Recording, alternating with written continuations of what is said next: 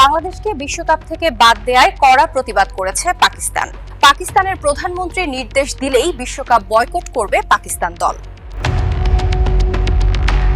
বাংলাদেশকে ছাড়া বিশ্বকাপ হবে না এমনটাই কি ইঙ্গিত করলো পাকিস্তান? আইসিসি যখন বাংলাদেশকে বাদ দিয়ে স্কটল্যান্ডকে বরণ করতে ব্যস্ত, ঠিক তখনই গর্জে উঠলেন পিসিবি চেয়ারম্যান মহসিন নাকভি।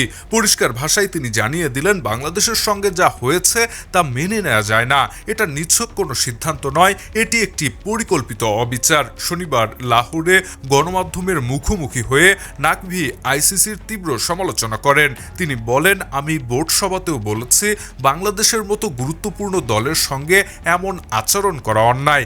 যে কোনো পরিস্থিতিতেই তাদের খেলতে দেওয়া উচিত। তবে সবচেয়ে কড়া মন্তব্যটি করেন এরপরেই। সাংবাদিকরা যখন পাকিস্তানের বিশ্বকাপ বয়কটের কথা জানতে চান, নাকভি তখন রহস্যের হাসি হেসে জানান, তাদের কাছে কেবল একটি নয়, বরং প্ল্যান এ থেকে ডি পর্যন্ত একাধিক পরিকল্পনা সাজানো আছে।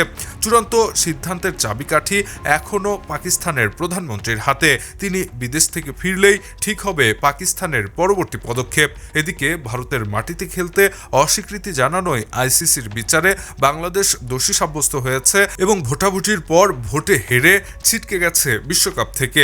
আইসিসির ডিসপিউট রেজলিউশন কমিটিতে আপিল করেও কোনো লাভ হয়নি। এমন পরিস্থিতিতে পাকিস্তান যদি তাদের প্ল্যান বি বা প্ল্যান সি কার্যকর করে, তবে ক্রিকেটের মানচিত্রটাই বদলে যেতে পারে। পাকিস্তান কি সত্যি বন্ধু বাংলাদেশের জন্য বিশ্বকাপ বিসর্জন দেবে, নাকি এর পেছনে লুকিয়ে আছে আরও গভীর কোনো রাজনৈতিক খেলা? সময় গড়ালেই হয়তো আরও পরিষ্কার তথ্য জানা যাবে। Shahriar Alam, EBD news.